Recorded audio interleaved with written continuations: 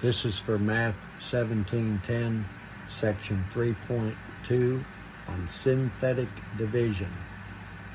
We want to begin by looking at something called the division algorithm, which says that a function f of x is equal to g of x times q of x plus r of x. The g of x represents the divisor, and q of x represents the quotient,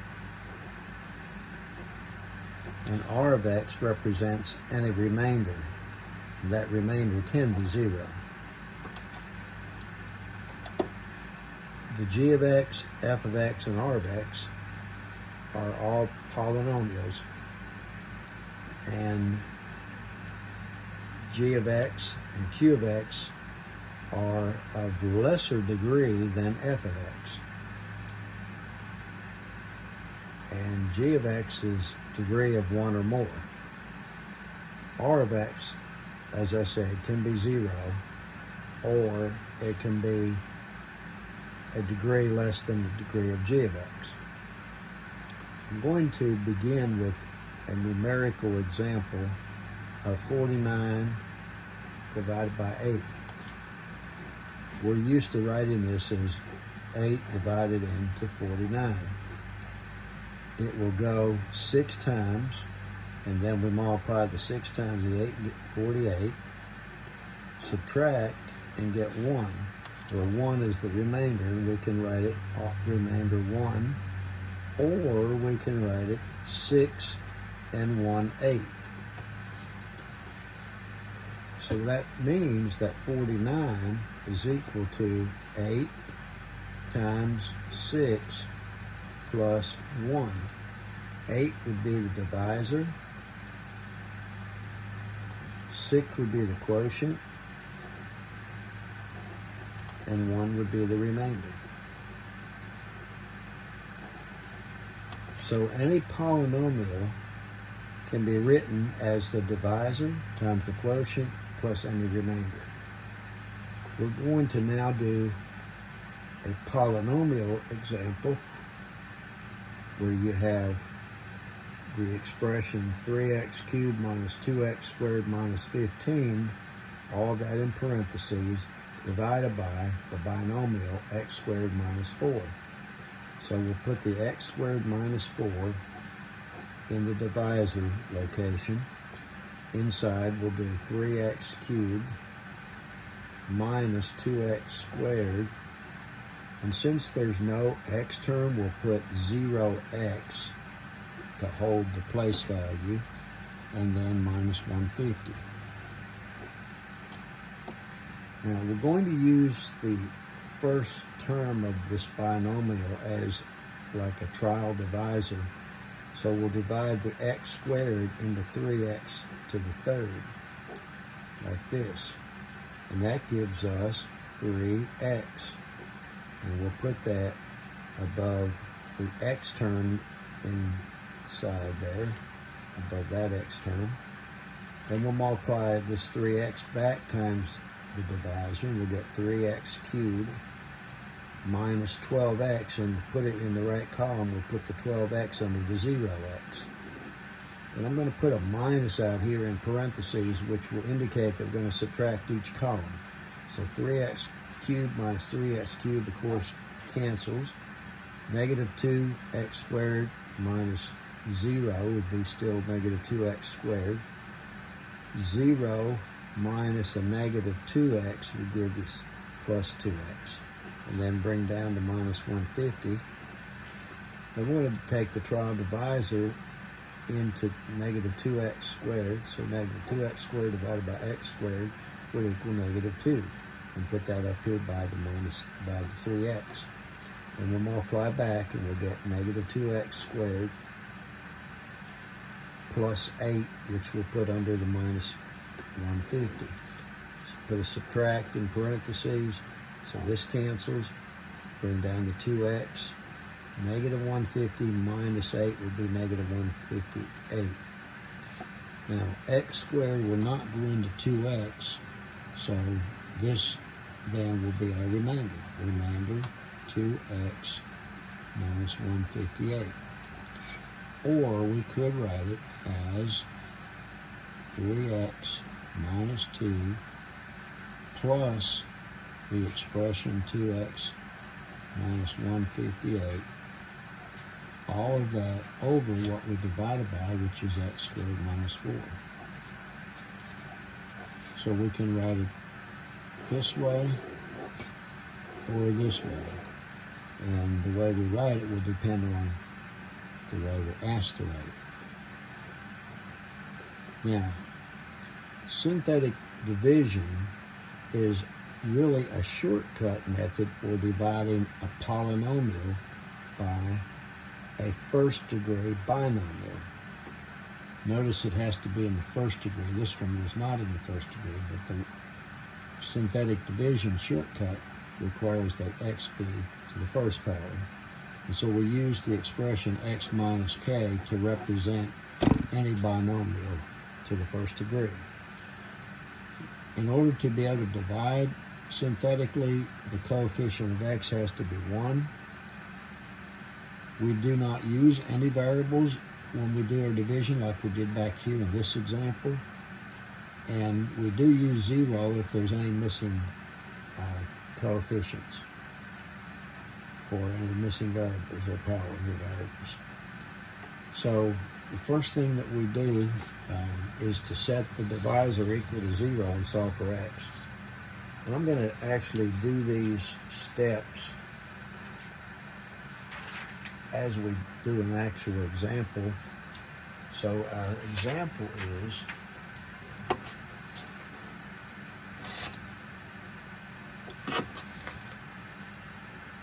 5x to the third minus 6x squared minus 28x minus 2. And that's divided by x plus 2. So as it tells you in the steps on the previous page, we set the divisor x plus 2 equal to 0 and solve for x, and we get negative 2 for x. We then put the negative 2 out in front of an inverted divide symbol. I like to turn mine upside down. There's other ways to do it. Then we put the coefficients 5, negative 6, negative 28, and negative 2. Since all powers of x are present, we don't have to put any zeros. We bring this number down and write it below the line. Then we take this number times the divisor, 5 times negative 2, which is negative 10 minus 6. That adds up to negative 16. Then we take the negative 16 times the negative 2, which is positive 32, plus the negative 28, which gives me 4. And then 4 times negative 2, which is negative 8, plus the negative 2 gives me negative 10. So we are not using any of the variables. We're not subtracting our columns like we did in the polynomial example. We're actually adding them. So we started out with 5x cubed, so I'm going to put x cubed above the 5. When we divide that by an x, that reduces it down to x squared. So this is going to be 5x squared minus 16x plus 4, remainder negative 10. Or we can write it as 5x squared minus 16x plus 4 minus, since it's negative 10 over what we divided by, which was x plus 2. So we can write it either one of these two ways. So we start out by writing the problem without the x's, without the variables. Once we do the synthetic division, then we put the variables back into the problem to get the final answer. All right, we're going to now do something called the remainder theorem, which is under Part D, that says if a polynomial is divided by a binomial in the form x minus k, then the remainder is going to be equal to f of k, which is the same as what we get when we put k into the polynomial, where k is some number. So we're going to look at an example here. We're going to use the remainder theorem to find out if f of negative 3, we're going to find f of negative 3 rather, for f of x equals negative x to the 4th plus 3x squared minus 4x minus 5. Normally, you're used to putting, or we're used to putting a negative 3 in for x on all these x's right here and working it out and get the answer. And we'll do that at the end to verify our answer we get by doing the remainder theorem. So to do the remainder theorem, we put the negative 3 out in front of the divide sign, invert it, then we'll put a negative 1. Since there's no x to the third term, we'll put a 0, a 3, a negative 4, and a negative 5. We bring down the negative 1, and we multiply negative 1 times negative 3, which is positive 3 plus 0 is 3. 3 times negative 3, which is the divisor, which is negative 9 plus 3 is negative 6. Negative 6 times negative 3, which is 18 minus 4, or plus negative 4 is 14. And 14 times negative 3, which is negative 42, plus a negative 5 makes negative 47. So that's our remainder. Now the point is that this right here is what we would get if we would put a negative 3 in for x into the f of x function. So f of negative 3 would equal negative 3 to the 4th plus 3 times negative 3 to the 2nd minus 4 times negative 3 minus 5. So negative 3 times itself 4 times is going to be positive 81, but here this makes it negative, so that's negative 81 overall. Negative 3 squared is 9 times 3 is 27. Here we get plus 12, and finally negative 5. And if we combine all these terms, we do get negative 47. So doing synthetic division by the number in question gives us the same number for the remainder as if we put the negative 3 into the function. So doing synthetic division, hopefully, in most cases, is going to be a quicker and easier way to find the value of a particular number in a function. The last thing we want to look at in this lesson is what we call zeros of a polynomial. A zero of a polynomial is any number k such that when you put k into the function, the remainder is equal to 0. Or putting that number into the function gives you 0, just like back here, these numbers were the same. So the real number zeros that we are talking about here are actually the x-intercepts if we graph this function. The zeros also have other names. They're called roots or solutions of the polynomial equation or function. So our first example, 3a, is to determine if 1 is a 0 of f of x equals x cubed minus 4x squared plus 9x minus 6. The question is 1 a 0? So we're going to do synthetic division using 1 as a divisor. Inside we'll put a 1, a negative 4, a 9, and a negative 6. There are no missing powers, so we don't use any zeros. Bring down to 1 and start multiplying and adding. 1 times 1 is 1, minus 4 is negative 3. Negative 3 times 1 is negative 3, plus 9 is 6. And 6 times 1 is 6, minus 6 is 0. So our remainder is 0, so therefore 1 is a 0, because the remainder is 0. And if we put a 1 into the function for x, we'd get 0. The second example is to determine if negative 1 is a 0 of f of x equals x to the 4th plus x squared minus 3x plus 1. So we'll put a negative 1 out front of our dividing sign. We'll have a 1.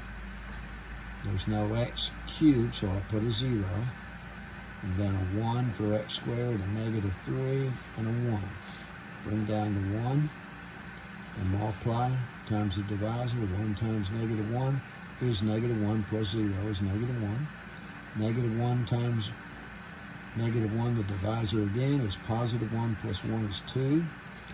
2 times negative 1 is negative 2, plus negative 3 is negative 5. Negative 5 times negative 1 is positive 5 plus 1 is 6. So the remainder is 6, which means that negative 1 is not a 0 of this function right here. We have one more example which we want to look at that deals with a complex number.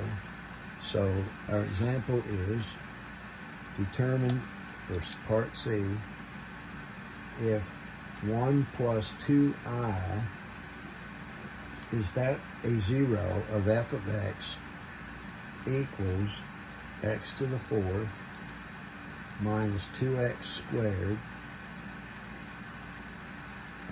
2x cubed rather, plus 4x squared plus 2x minus 5. So there's no missing powers. Out front we put 1 plus 2i. Since we have a binomial for a divisor here, I'm going to spread my number coefficients out just a little bit. I've got a 1, a negative 2, a 4, a 2, and a negative 5. So bring down to 1, then multiply 1 times 1 plus 2i, which of course is 1 plus 2i. If we combine these two expressions, we get the real numbers combined to negative 1, and then we just put plus 2i because there's no imaginary numbers up here. Then we're going to take negative 1 plus 2i times the divisor 1 plus 2i. Now, I'm going to come over here to the side to do negative 1 plus 2i times 1 plus 2i. And I'll use the FOR method. Negative 1 times 1 is negative 1. Outside would be negative 2i. Inside would be plus 2i. And last would be 4i squared. So these two cancel. I squared is the same as negative 1. So here we have a negative 1 plus 4 times negative 1, which is negative 4, which gives us negative 5. So this is negative 5 right here. So negative 5 plus 4 is negative 1. And we'll take negative 1 times 1 plus 2i,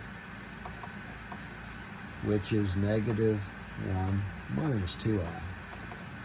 And then we combine these two right here, and that gives us 1 minus 2i.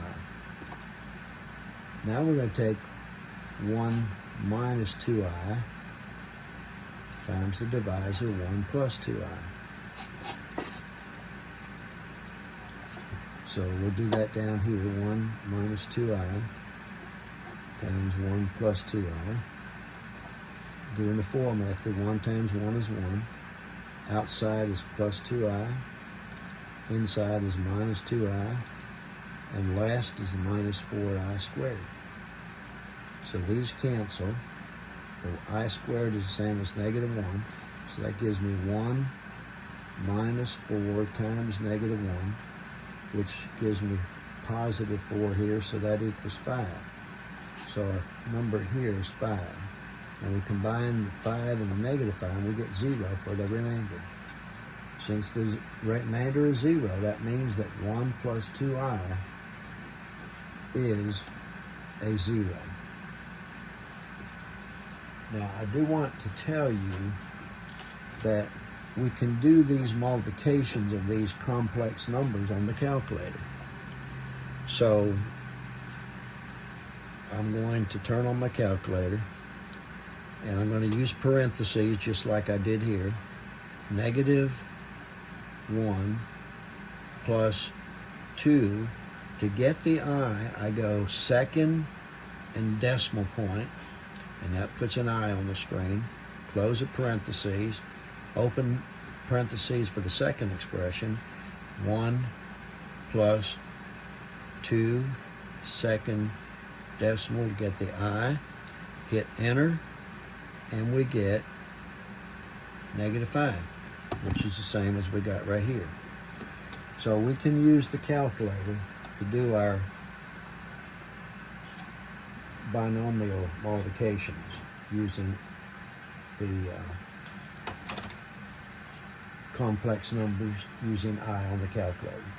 So that concludes this section, and again, you do your homework on the Pearson website.